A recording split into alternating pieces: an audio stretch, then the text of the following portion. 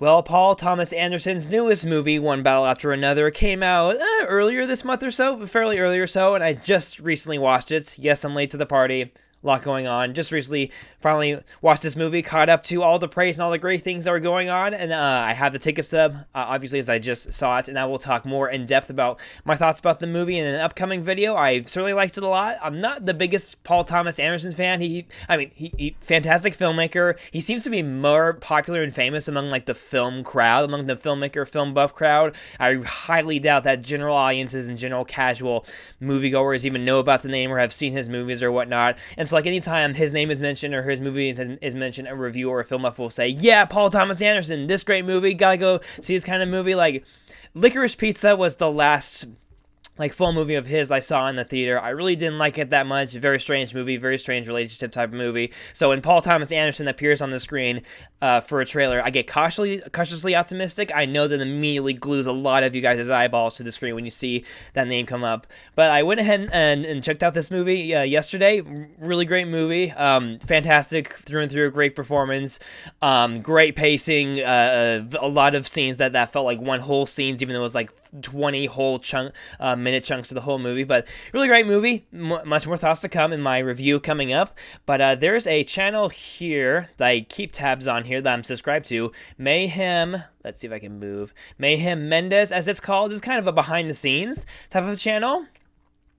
And I have one battle after another behind the scenes queued up here. And this is kind of a channel of behind the scenes of different movies, like Good Fortune with Keanu Reeves, The Long Walk. It does some interviews here and there. So this is kind of an interesting channel that gives you kind of these fairly short behind the scenes sneak peek clips of different movies. I've seen some videos that are much longer and much more in depth than other videos, but most of these videos let's see, modern trailer. Okay, so kind of different looks at different movies, like movie reviews, behind the scenes specials, interviews, and so on. So these are just kind of random behind the scenes videos that I like to see come up in this channel. And I've been withholding from this one battle after another behind the scenes video until now, having just saw this. So spoilers maybe, but we'll see. All right, behind kind of this short behind the scenes look at one battle after another.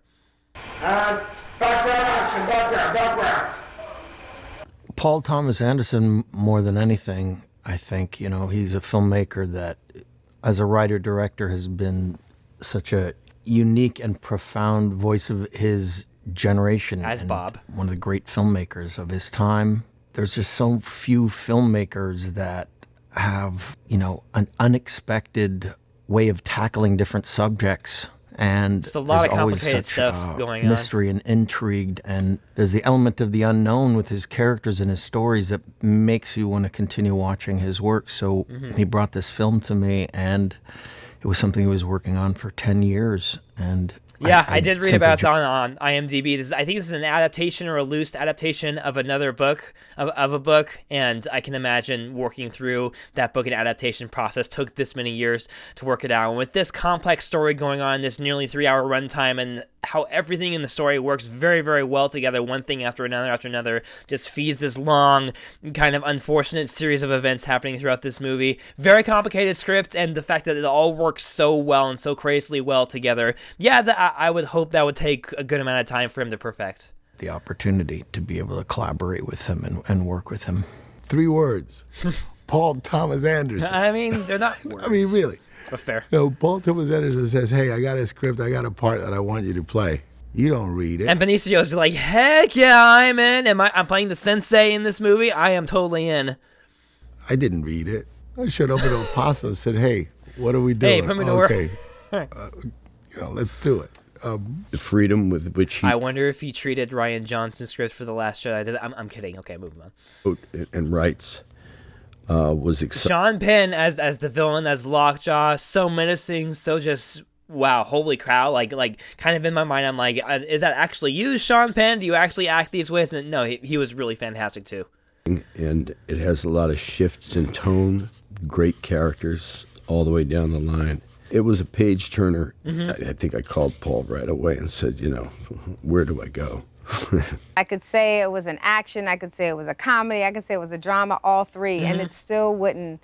But I'd have to specifically say it's a PTA film because, his storytelling is so unique and there's a stamp that you just know a PTA film. Even though it's big, Yeah, the storytelling is very particular. You can just kind of tell, like, each scene kind of tells you just enough, or sometimes I feel like the story maybe skips a scene or the next scene starts halfway from, like halfway into the action, so you're kind of gathering where you came from the previous scene, and now you're to the next scene, and now these things are happening. So his movies really depend on you kind of paying attention and feeling things in your imagination.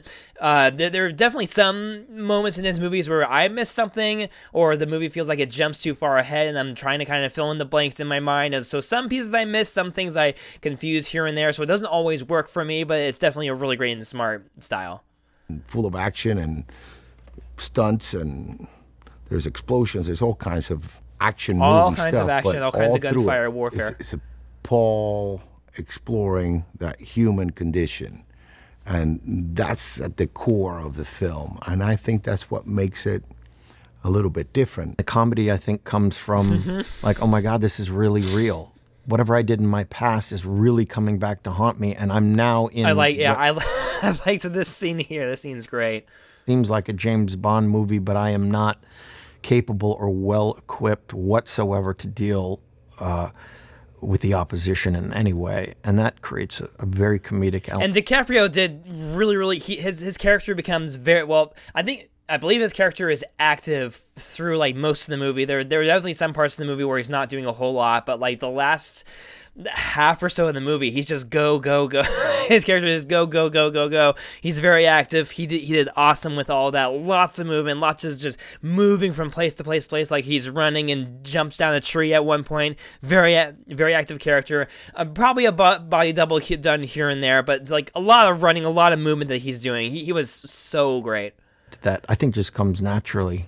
I don't think it was something that we tried to force. My character kind of kicks into full gear when we see these dark forces from his past come back to get him, and the one thing that he's trying to protect most dearly, and that's his daughter. I think she represents the future and the hope, and you know, Bob loves her very much. I mean, Willa she has a lot that she has to learn in a very short amount of time.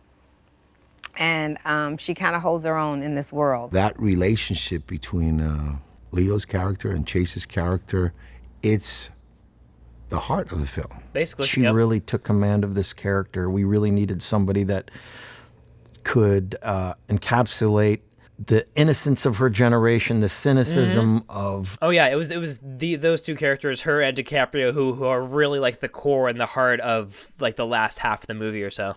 What they think of their parents, the world that they live in, and yet be strong and powerful and do this incredible transformation that she has to make in this movie, where that innocence is then lost. Paul did not want us to meet early on, and that goes to the relationship. So I didn't meet her for a long time, but I did see, until we started working together. But I would see her around set sometimes, and I saw her in dailies, and I just thought, how did he find someone Great casting is what you do. perfect for this? She's this whole cast. I'm sure she has a future. I don't know if that actress has done anything prior to this, but I'm sure she has a bigger, brighter future. And betting really good money, PTA is going to have her again. Very, very significant chance she's going to be in another PTA movie. And I just thought, how did he find someone so perfect for this? She's this whole cast was really, made me very happy to be around.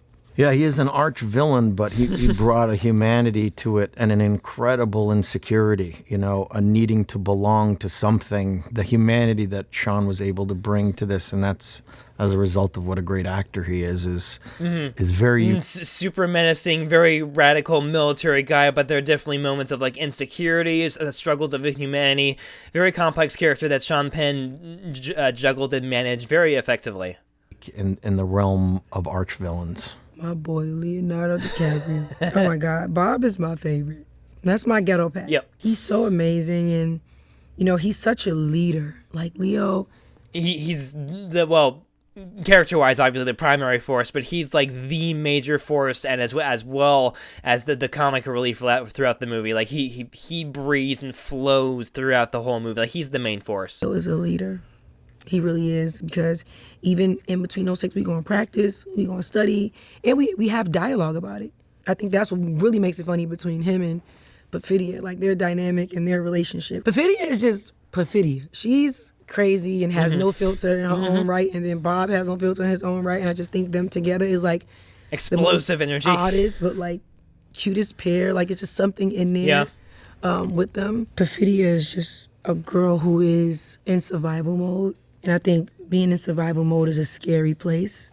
When you're in survival, always having to defend yourself at every turn, paranoia, you don't know what's going to happen to you. The trust issues is out the door, you know what I'm saying? So it's like she's complicated, but it's still something that you empathize with. All of their performances were so dynamic and individual and powerful. Leo's character was so mesmerizing that it was hard to take my eyes off of him, but yet there's another powerful performance with, Teyana Taylor or Regina Hall or, Chase Infinity.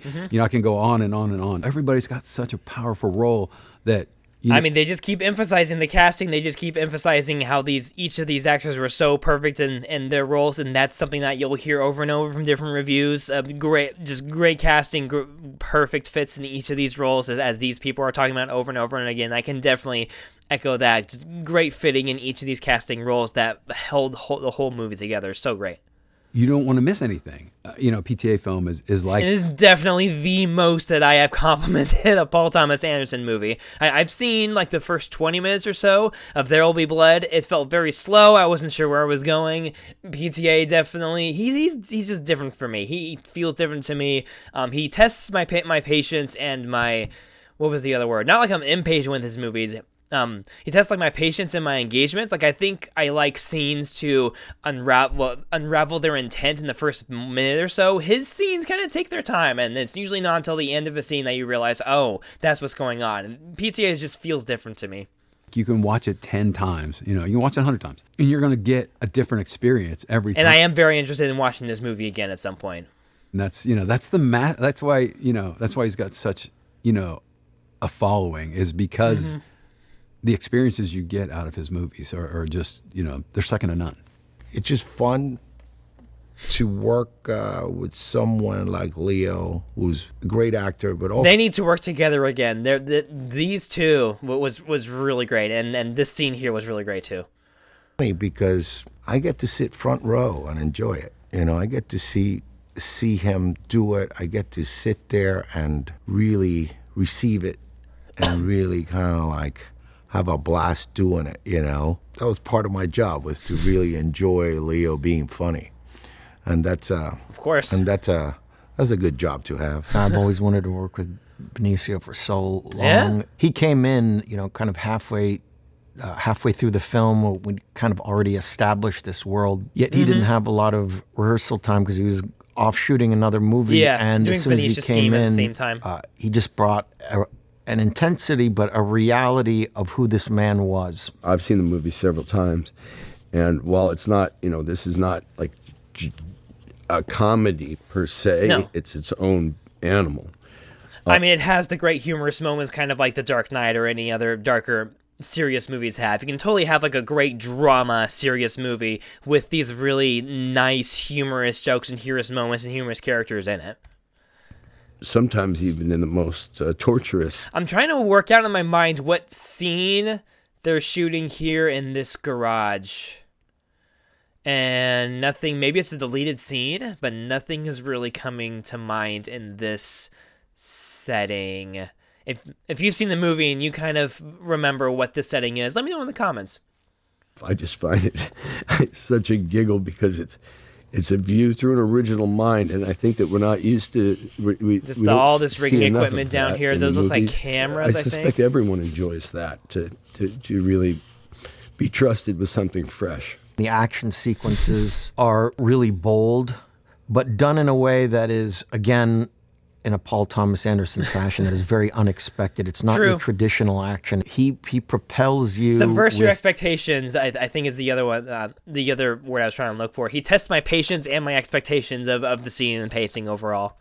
tension that starts from the beginning and lasts throughout the entirety of this movie. There's not a second that you can And kind just of take a breath. increases in tension.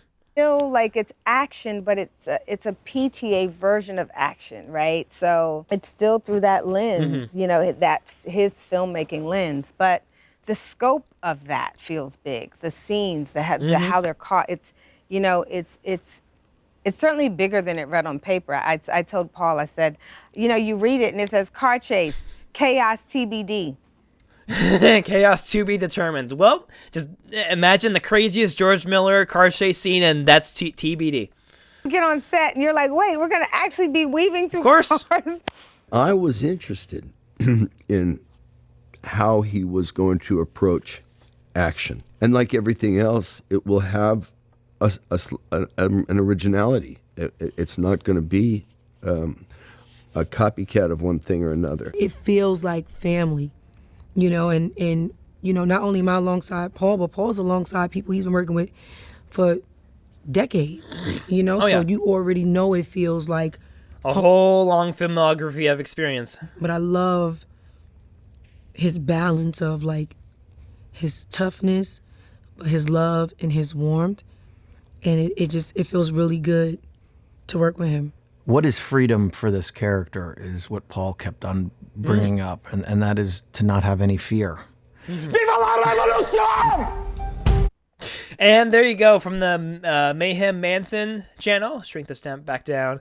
Mayhem Mendes channel. So go ahead and subscribe. Oh, I thought I was subscribed to that. Oh, I'm not signed in. So go ahead and subscribe to this channel.